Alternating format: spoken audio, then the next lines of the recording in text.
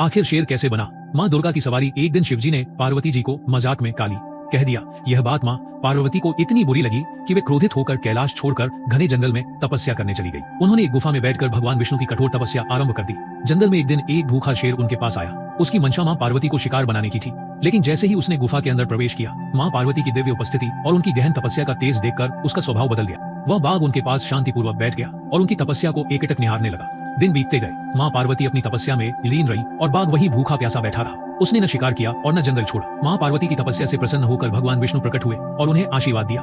पार्वती, मैं तुम्हें सौंदर्य, शक्ति और करुणा का स्वरूप प्रदान करता हूँ। अब से तुम जगदम्बा कहलाओगी।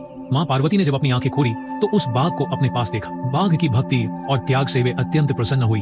उन्होंने बाघ से कहा, तुमने मेरी रक्षा की, अपने स्वभाव को बदलकर तपस्वी बन गए और मेरी भक्ति में लीन रहे, इसलिए मैं तुम्हें अपना वाहन बनाती हूँ। तुम मेरे साथ रहोगे और मेरे साहस और शक्ति का प्रतीक बनोगे। आगे चलकर यही बाघ माँ पार्वती के दुर्गा रूप का वाहन बना।